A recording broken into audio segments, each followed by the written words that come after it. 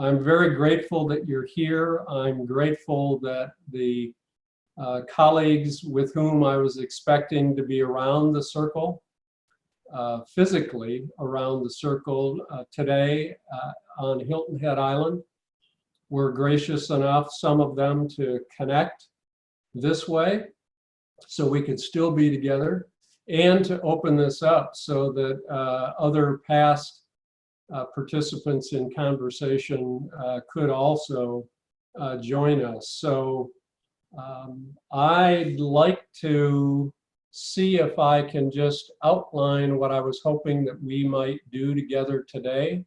Fingers crossed, here I go sharing my video again. Goodness knows what that's going to yield.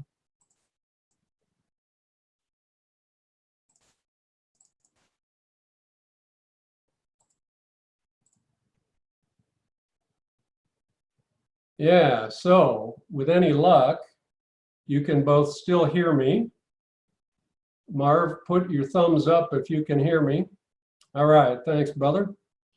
So our attempt today is to connect from the place of our deepest intention, individual and shared, and to see if we can illuminate what's coming up for us right now, some of which may be some assumptions long held that we're letting go of.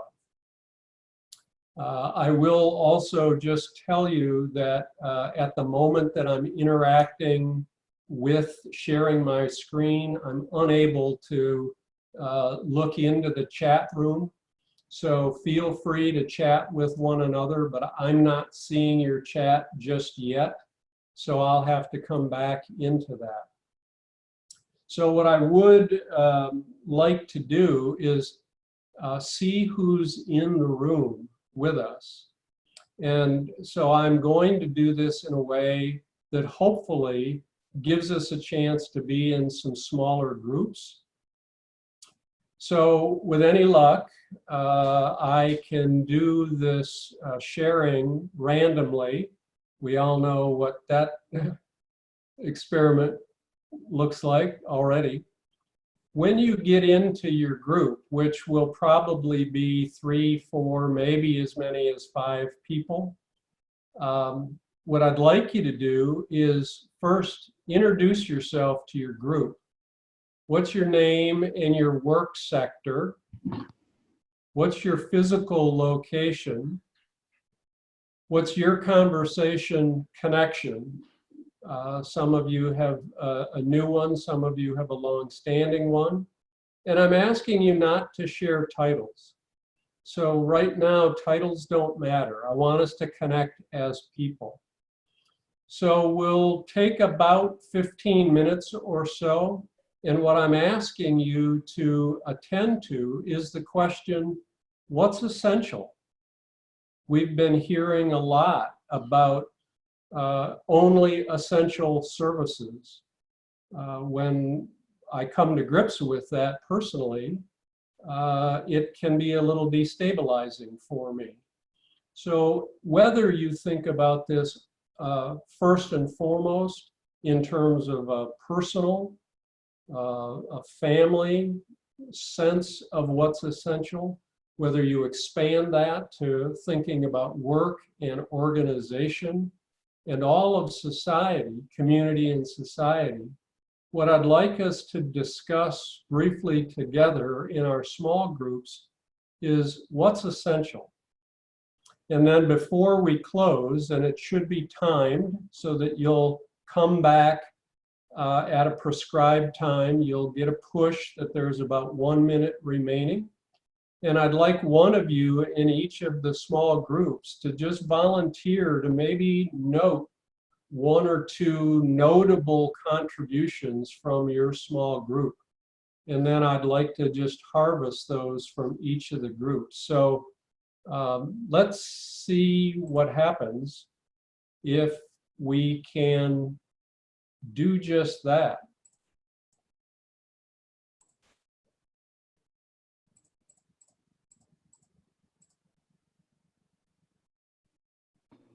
Fingers crossed, here we go.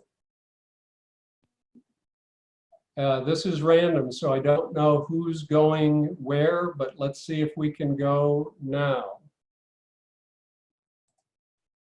Being present in this swirl in the midst of all that is our world right now. And then built upon that to say that also positivity. So there's so much out of control. And so how can we have what we can control is our attitude towards it. And then the third contribution was about focus on people, because that's what contributes to those two elements. And, you know, all of us answered that our answers today are likely different than if you'd asked us a week or a month ago. So I thought that was so interesting. And then I just want to share really quickly, though it's a little bit of expansion on your question, but we happen to be talking about similarities. And so one of the contributions was how this time relates to a maternity leave, and how to take moments and joys in small things, and how this is a time for slowing ourselves down.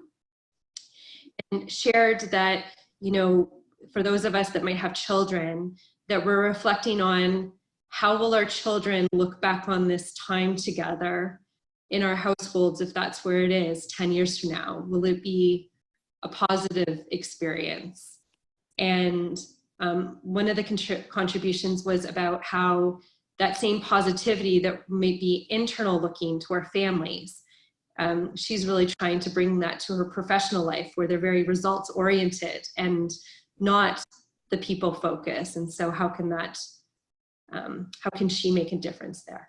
So that's my summary. Hope that was helpful to others.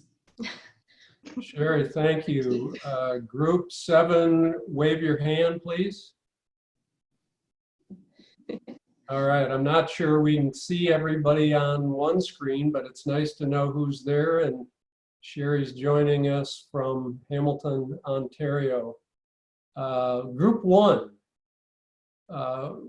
what's the report from Group 1, please? Oh, and I'm sorry, before Group 1, I just wanted, maybe for my own reminder, Sherry, when you said in your group that the question, what's essential, your answer may be different today than it was a week ago, or that it may be a month from now. It's one of those reminders for me to keep asking that question. So thank you to Group 7 for that. Group 1, who would like to do a report out from your discussion?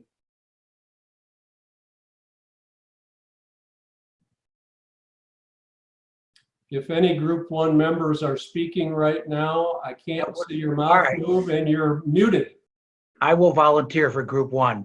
We had Simon for a few minutes, and Beth and Tracy and Kevin and myself, Don Christian. You know, it really, one of the interesting things we talked about was how the essential is often seen in the quiet. This focus on frontline leadership, quiet leadership. We talk about people who actually are working in grocery stores, hospitals, putting themselves at risk. They're not the upfront people. They're not in front of the microphones. They're doing the work that needs to be done in that sense of essential work and essential leaders.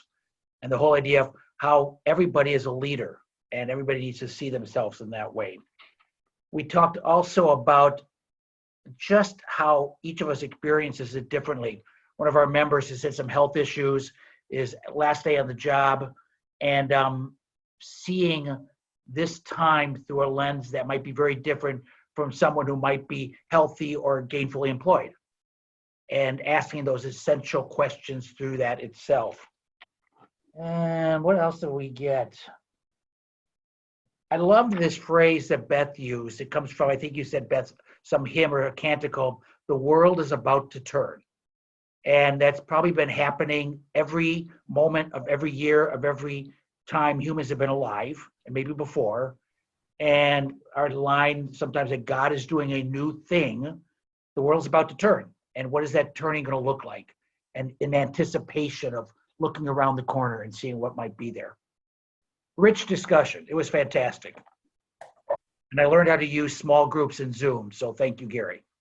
Thank you. I'll come back to you for some coaching clearly. Let's go to group number 2.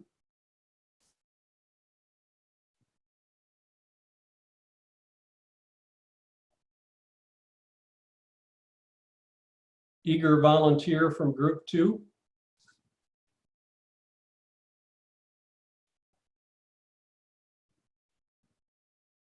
Wave at me if you were in group 2, please. All right, let's go to group 6. Hi, Gary Klein. I can talk for group 6. We had a conversation that talked about the essential being perhaps communication and relationships, maybe now more than ever. We talked about feeling gratitude in the midst of ambiguity. One of our group members talked about their son comparing this time, having a lot of anxiety, being edgy, waiting for the clarity to come reminded them of their time in the military. And another one of our group members from the healthcare organization talked about humanity being essential, and seeing how from individuals to multinational corporations pivoting in the time of need to help their fellow person. So we talked a lot about too what is essential and what is surprising to us at this time, and that was a fascinating conversation as well. I think that sums us up. Yeah, thank you. And Gary, you were group 2 or group 6? 6. Group 6, okay. Great, thank you. Group 3? Is Megan waving? Don't forget to unmute. I am unmuted and happy to share our wonderful discussion. You know, we started talking about the importance of connections in this time of hunker down, and the essential nature of technology, frankly. We're all very impressed with your small group ability too. Thank you very much for teaching us all that. You know, the importance of communication and relationships, and in finding the joy and the positive parts of this really difficult time. I think we're all in industries that make it quite heavy every day. And so several members shared their meditation practices with us and found that to be very renewing and re-energizing. The need to find or to just have gratitude every day for those things that we have too, and the connections that we have, and maintaining hope for the future and what's on the other side of this too, and thinking not so much about this time in particular, but also what's on the other side of it and coming out of it in an okay place. So being healthy in all those ways to ensure that we can. I think that's it for us. Yeah, thank you, Megan. And just a wave from the people who were in that group 3. Pat? Okay, great. Whoop. Tracy has found, we have 2 Tracys. Tracy Marciniak has found a cool way to wave. I think she was waving with her on and off switch there. So thank you. Boy, just the power of meditation, right? Perhaps more powerful now than ever before. So thanks for bringing that forward. Group 5. Hey, Gary, I was in group 5 and I'll share for us. We we talked about a couple of, well, three things I'll highlight here. One of them is what is essential as we look ahead is the need for our humanity and our ability to connect to be front and center of our work and what we do and who we are, and authenticity.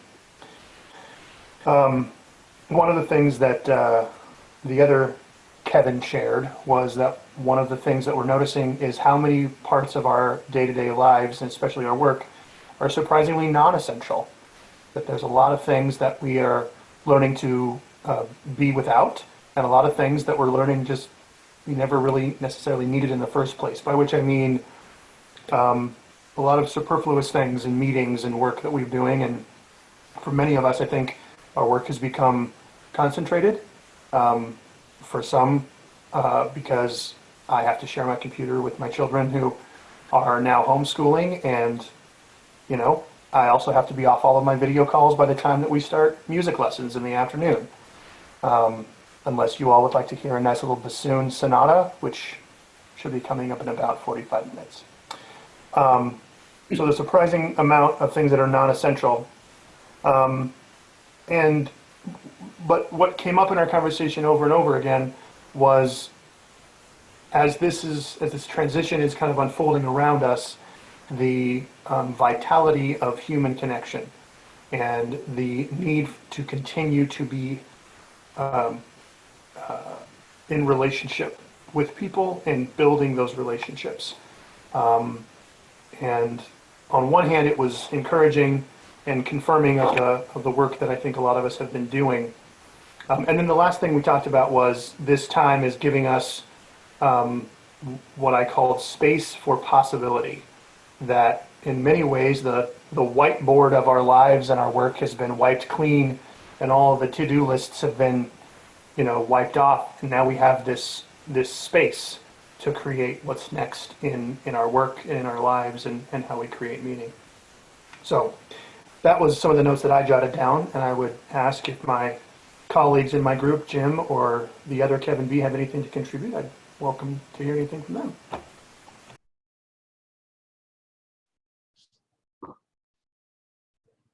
Thank you, Kevin. And group 5, just that notion of the space that we have. We've always had this space,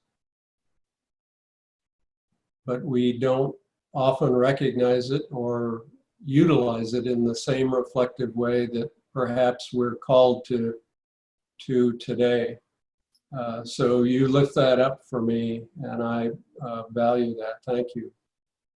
I've lost track. I want to say group 4, but at this point, I'm just starting to make it up as I go. So are we at group 4? Is there any group that hasn't gone yet? All right, Bill? Can you hear me? Yes. All right, I'm not too sure. I think we were group 2. Taylor, I think. Yeah, we'll be group 2, okay? The overarching messages that I received from our group is that that we all need to be flexible and adaptable at this moment in time. That is the essential message that came from our group. That each one of us is struggling with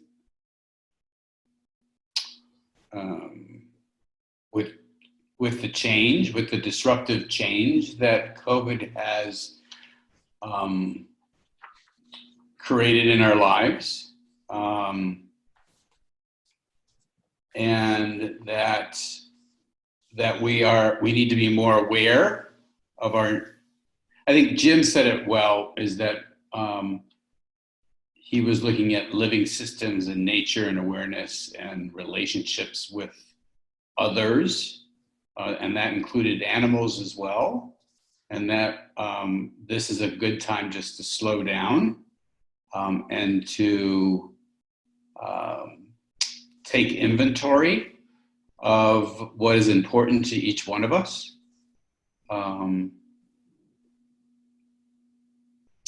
Anybody want to Anybody want to add anything to that? Well, we will open this up for a whole group dialogue here in a moment. So don't feel, Bill, and others, that you are responsible for a perfect capture and report. Good. But that's excellent, and I'm particularly drawn to the idea that with all of the relational connection that we've been talking about, that in your group, that sense and understanding of the relationship is the relationship to all living beings, all living things, that planetary connection and likely beyond planet. So thank you for that group. And I'm going to call you group 2. And so somewhere out in the weeds, I suspect there is one remaining group yet to report. Is that true? And if so, please offer your summary. Tom. Hi, I was hoping that one of my other partners in group 4 would step in, but since no one has, I will. Our conversations overlapped quite a bit with everyone else's, including, the notion of what's not essential, which a couple of people alluded to. Things like airlines, which we take for granted, but really, do we really need, at least where they stand in proportion to others? The connections between people, care and cooperation were values that were essential, and family and friends and neighbors were people who are important, if not essential. People who aren't often recognized as essential, truckers, farmers, grocers, the food chain, the health chain, the air that we breathe is essential. I guess the last thing I'd allude to is that for all three of us at a micro level, our faiths have been essential. Our spiritual foundation that has helped us to reconcile ourselves with our mortality, which is something that everyone around the country is being asked to do. Hope that captures it.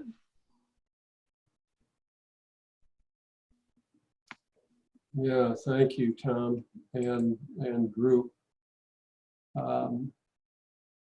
I want to open this up to build on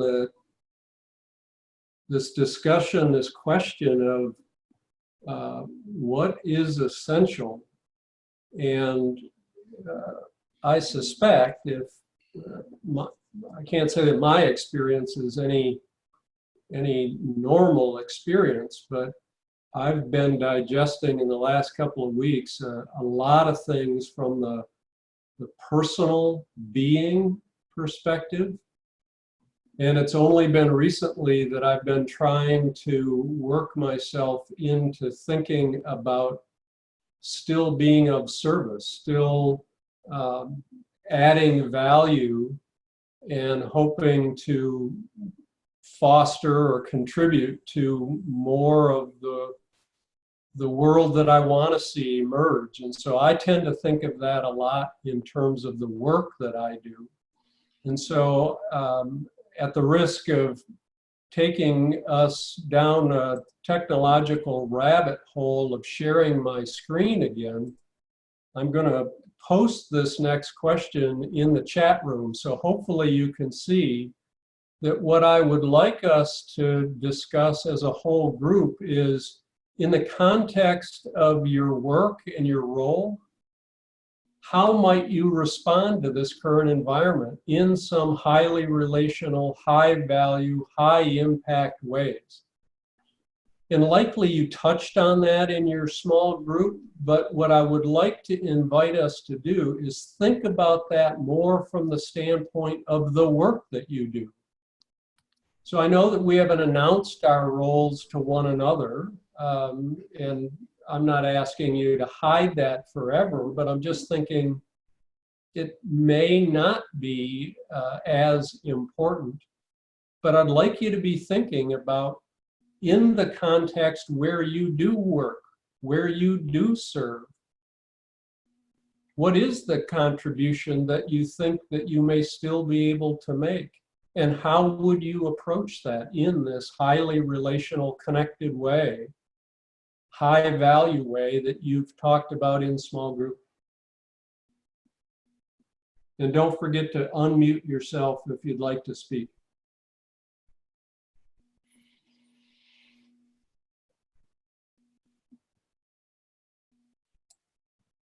This is Sherry Scales. Can you hear me?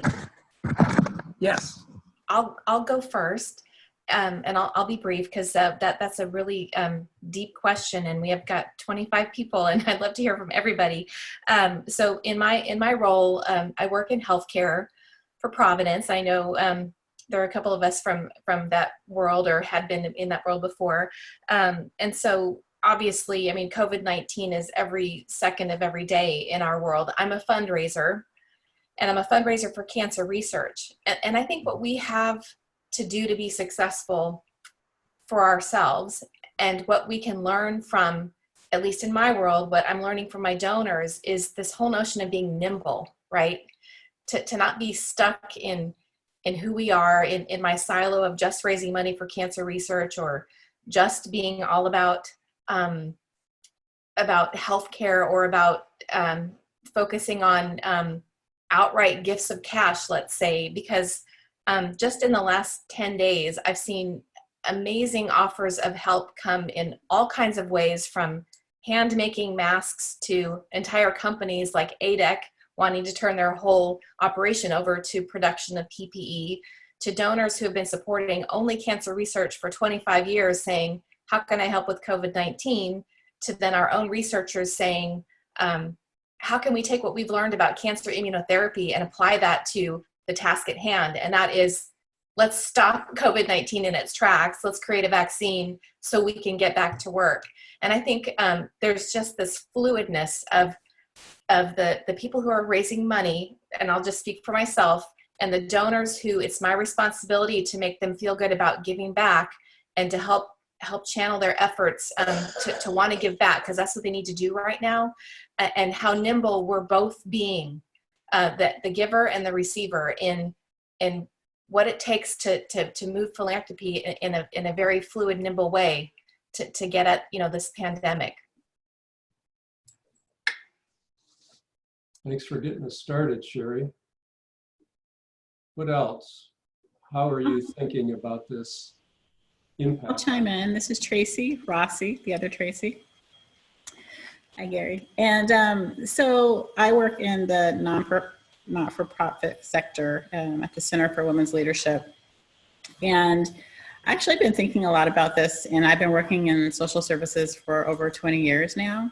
And so much of what we do is serve and give, and nonprofits are typically under-resourced. So we're always doing a little bit more than we should. And so what I actually have recognized globally, so we've been talking so much about climate change and what we need to do. And we realize in this moment that when everything has stopped, our earth is actually able to heal. And similarly, in this moment, to me, the grand gesture for me and my staff is to heal. And so actually not to go out and try to do, to take this moment and get our strength and our energy back that has been tapped and zapped for decades in many cases, so that when this is over, we can regroup and be there for the rest of our sector.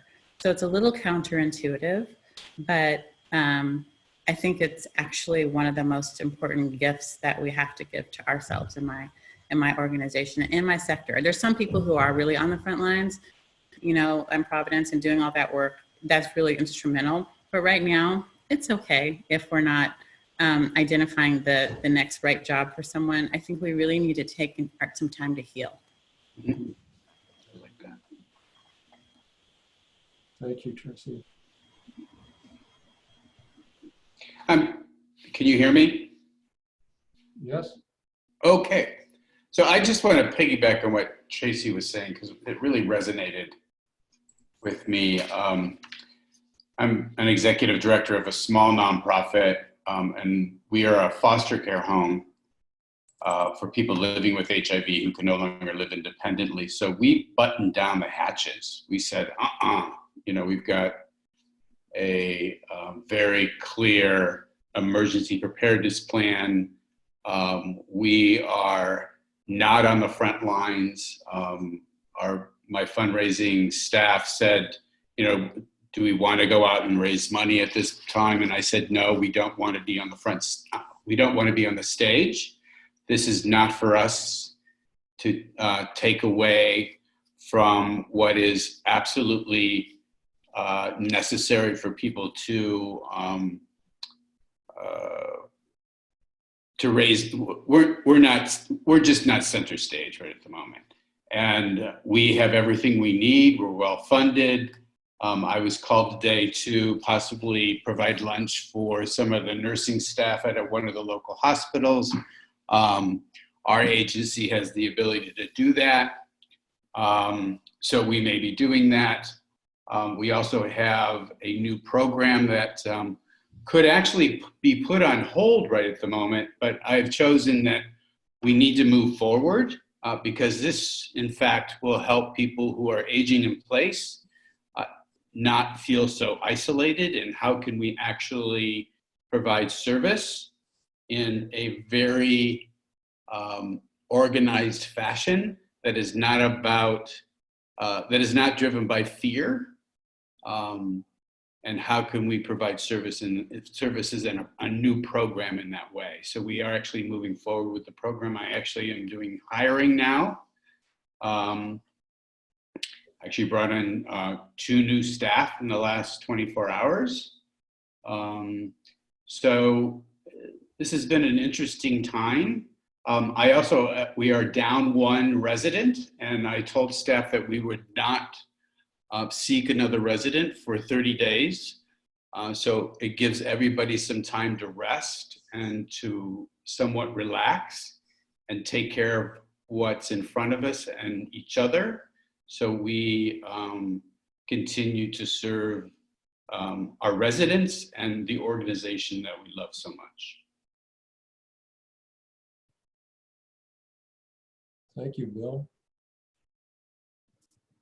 I would just like to share with the group that I do work on a medical campus in philanthropy. And we took our normal Doctor's Day fundraiser and we put a button on the appeal, but it wasn't an appeal. It was to leave a message for the frontline caregivers. And we're over 1,500 responses in 72 hours. So that's a different way people can send encouragement to the front line. And that was an amazing response that you got, Jim, 1,000 literally overnight. So that says a lot about how people are tuning in and responding out of a contributory spirit. Others that you might be coming at this question of the impact that you can have now, maybe in a very different way from what you may be hearing. Other thoughts? Oh, this is Rick. I don't know if this is different, but in my retired life, there's been some space to stay in touch with people in ways that I wasn't always able to do in my other work life. These days, I'm thinking a lot about particularly the executive leaders of organizations, some of whom are on boards that I serve on, and other colleagues, and just really finding that it's a nice time to have a space to stay in touch with those people and be with whatever encouragement I can be. You sort of trigger back to other events in leadership life. 2008, 2009 is still pretty vivid for me in a lot of ways. And this is different than that, but it's a pretty big deal, just like that was. And I have a lot of memories of how helpful it was when people just let me know at that time that they recognize that, and we're kind in reaching out. So that's one small thing I'm trying to do these days. Thank you, Rick.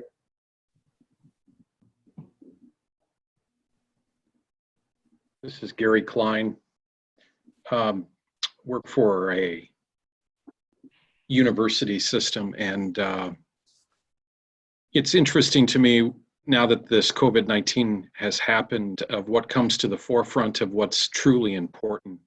There's always so many things that we're raising money for, scholarships and programmatic areas and endowed chairs for faculty. And when we gave 5-day notice to the campus community that we needed to evacuate the campus, the stories started to come forward from students with food insecurities. If you close the resident halls, I don't know where I'll get my next meal.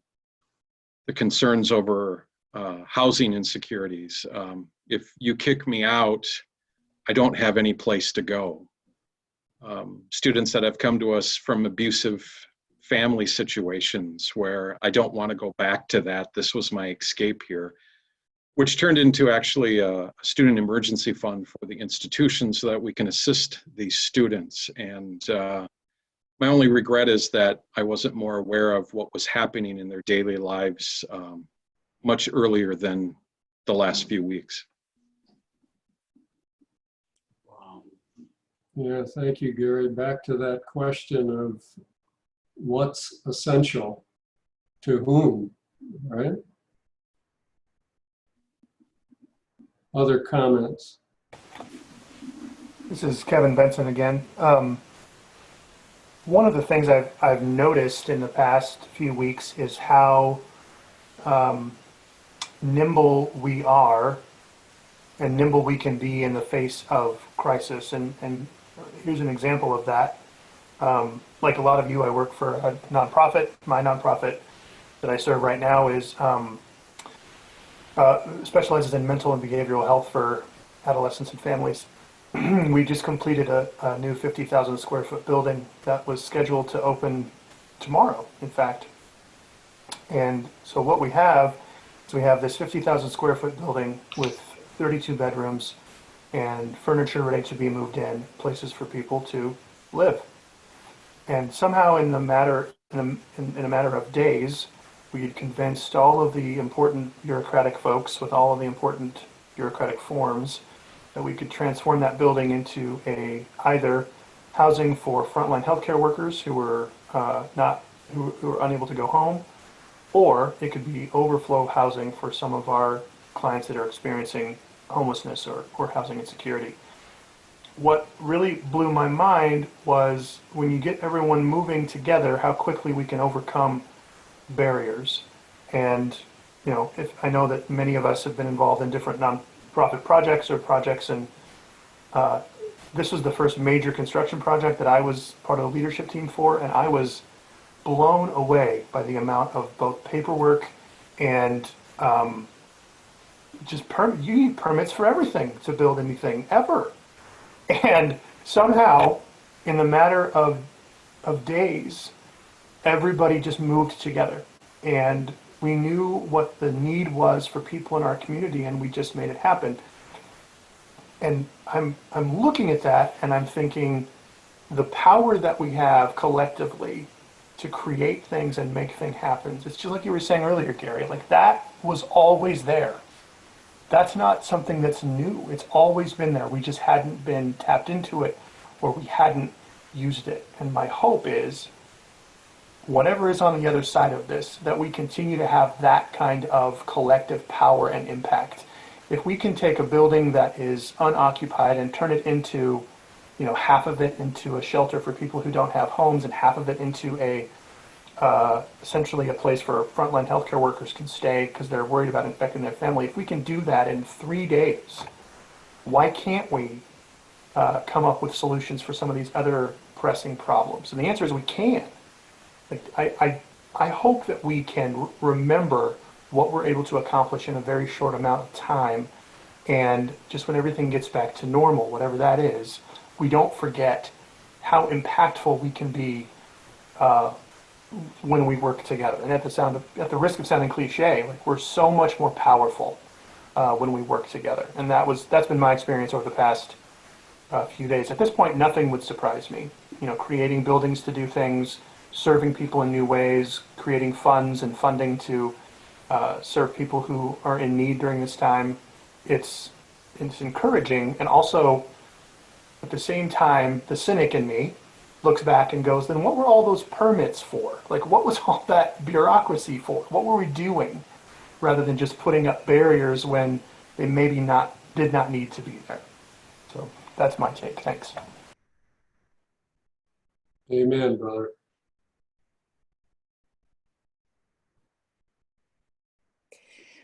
This is Megan Olson. I just want to chime in here because that last comment really spoke to me. You know, we all work for mission-driven organizations. We're devoted to those missions. And this idea that this time helps us repurpose, you know, really what's essential is, you know, us, all of us, and the ability to consider how we repurpose to solve this, to come out the other side, to help each other, to collaborate in new ways. I guess I just find myself incredibly grateful for that comment and the ability to do so, to think in those ways, to create new purpose in this very difficult time. I think that is just an incredibly powerful message, and I thank you all. Yeah, there is a real sense of reimagining that is percolating right now. I said to a colleague I was on with the other day, on Saturday, what day, that I said I almost feel guilty sometimes thinking post-COVID lockdown as if it runs the risk of dismissing the enormity of what we're facing, that lives are being lost. And yet I also, while not ignoring that, want to look at what I am seeing. What I'm seeing on the screen in front of me is this reimagination of what's possible, and almost a recommitment to do this in tandem with one another, and to get at the things that are the thorniest, some of which has long been the reason why we're doing our work.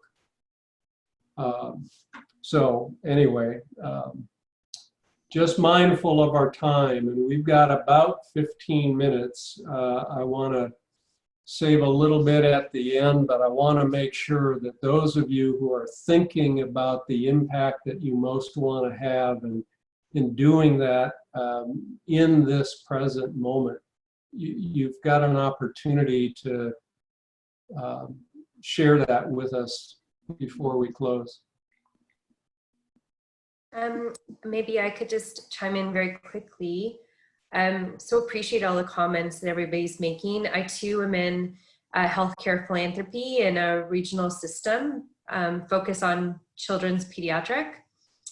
But I also am faculty in education. And, you know, perhaps in both those worlds, we get so task oriented. I've used this time to just think back about what success truly means, and why success has happened, and think that all of us in this group have skills that I think that I'm trying to hone in on. Of course, I want my hospital system to be able to have everything that they need to keep my community healthy.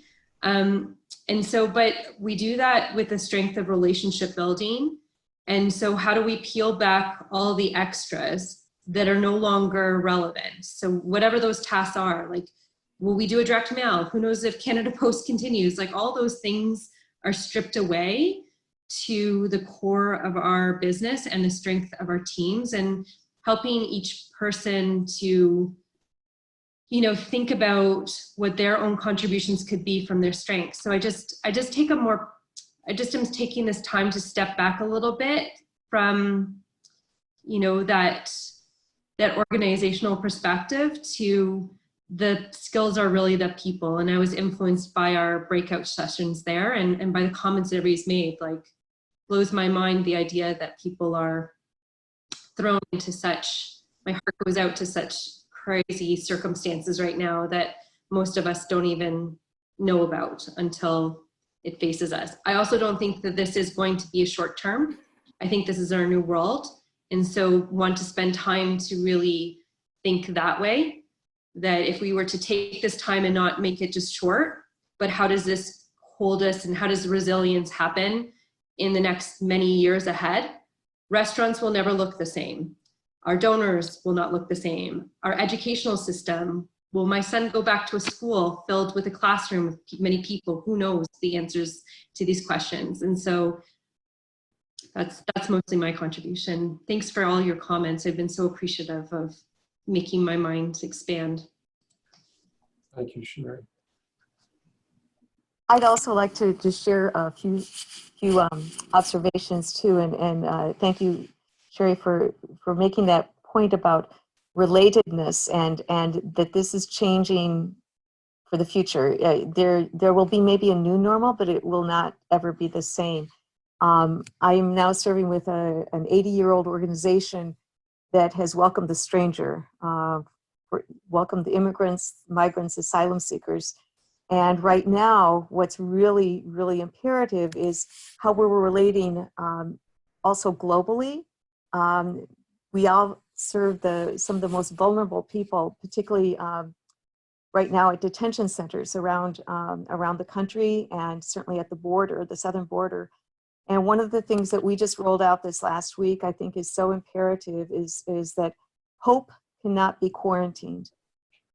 As we all think about quarantine, as we all think about our own sheltering, what's happening not only here in the United States, but around the world, that idea that walls or those kinds of things are going to save us, not necessarily. And so how do we bring hope? And so one of the projects that we just initiated was the idea, while we're all maybe in a different kind of way of sheltering right now, could we write a letter to somebody who really is in detention? Could we give them a word of encouragement? And I guess I would like to say that I think going forward, that word of encouragement needs to resound globally, and hopefully will continue to resound globally. So anyway, that's given me great pause these days. Thank you, Beth. Great phrase for us to remember.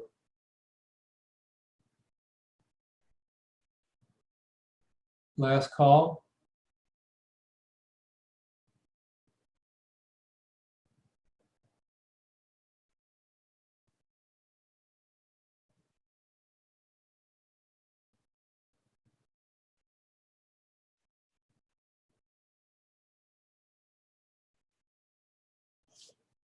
Oh, you're all such great gifts to me. And before we close, just a couple of things. One, as I think all of you know, and some of you know extremely well, I've had an unnaturally close attachment to a little thing that I started in 2009 called Conversation.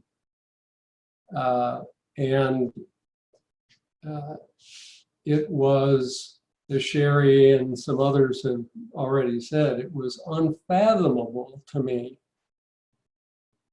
that we would not ever again have a conversation like the kind that I had drawn up. And there were days in the last couple of weeks when I thought, in fact, that was true. I thought it's all and forevermore virtual.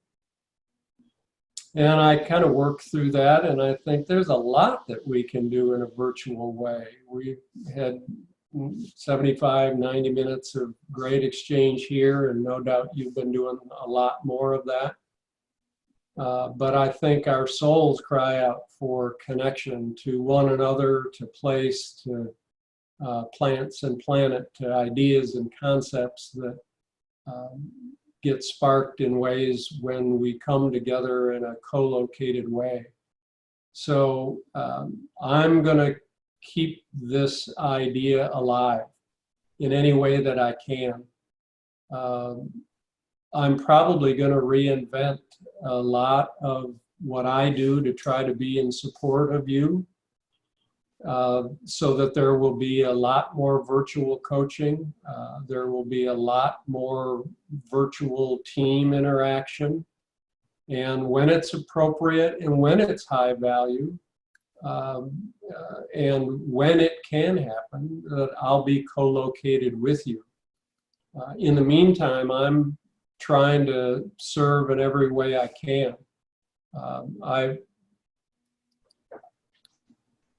I have a commitment to try to be of value to each of you in any way that I can, big or small, formal or informal. And I'm grateful that you opted to be part of this experiment today. I am the same person, and I think I'm the same person. I'm also certain that I'm being changed without being fully aware of it. But I'm bringing many of the same values to the table that I've always brought. I think most of you have known me, whether short or long, as somebody who's always been leaning into helping teams and whole organizations and even whole ecosystems thrive and have a bold aspirational future. And I love that work. But as Tom Soma reminded me in a very rich conversation yesterday, we can't do that work if we're not whole as individuals. And so part of my commitment to you is to be of service to you as an individual and what you need right now. So I just want you to remember that. There's a placeholder for conversation. It's scheduled. If you're in gallery view, there's a guy up in the upper right-hand corner named Jim Drescher, who was with us at Skamania Lodge last year. Was introduced to me by a guy in the lower left-hand corner, another Jim Hodge. And Jim Drescher invited me to host Conversation 2020 at his Windhorse Farm in New Germany, Nova Scotia, which is where Jim's joining us from today, I presume. And it's my great hope that we will, in fact, be able to do that because in so many ways, Jim helps people dissolve the barriers between all the dimensions. And hosting conversation at Windhorse Farm, really in the heart of a watershed, in the middle of nature, in a pretty stripped down way, promises to be pretty powerful. So we hope that we'll be able to do that in September if we're all allowed to fly and congregate. And of course, I've rescheduled the Hilton Head offering for next March. So we'll be back at that. I'm going to try to share the screen again, God help me, because a fellow that both Jim Drescher knows well, as does Jim Hodge, shared something with me in a very powerful way. I met him 2 Septembers ago in a program that Jim Hodge and his partner at Appreciative Philanthropy, Scott Arthur, did. The gentleman's name is Chris Gugu, and he has been, I think ever since meeting him, he's been teaching me great indigenous wisdom. And this notion of the fire pit circle, which is Conversation 2020, is also represented here. Can you see my screen? Yeah, so Chris sent this to me, this Anishinaabe prophecy from on the heels of something I wrote and he responded to in February. They will come to a fork in the road. One road will lead to materialism and destruction for almost all living creatures. The other road will lead to a spiritual way upon which the native people will be standing. This path will lead to the lighting of the eighth fire, a period of eternal peace, harmony, and a new earth where the destruction of the past will be healed. And so I think of closing with that very powerful note.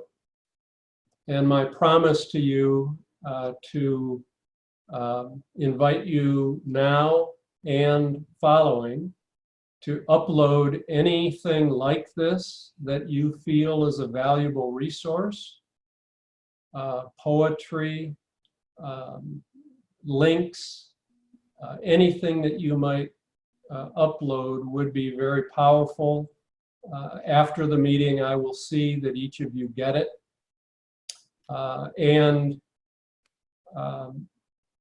If there is anybody that wants to stay for one more experiment, you're not required, certainly. I will attempt to share the 9-minute and 52-second video from Nick Askew, the link for which is also in the chat room, but I will play it for anybody who is interested in seeing that, but that will take us over our scheduled 90 minutes. Any comments before we close? And also knowing that one thing that I will promise to send you is my dear brother Ken has volunteered to be a graphic recorder for this meeting, and he always brings such richness to light with what he captures. So I will be sharing his work with you as well so that you have benefit of that. Final thoughts before we close, colleagues? Yes, I'd like to say just a big thank you to you, Gary, for putting this gathering together. And I appreciate hearing from all of you, seeing all of your faces, and I will hold the wish that our paths cross again someday. Thank you, Jim.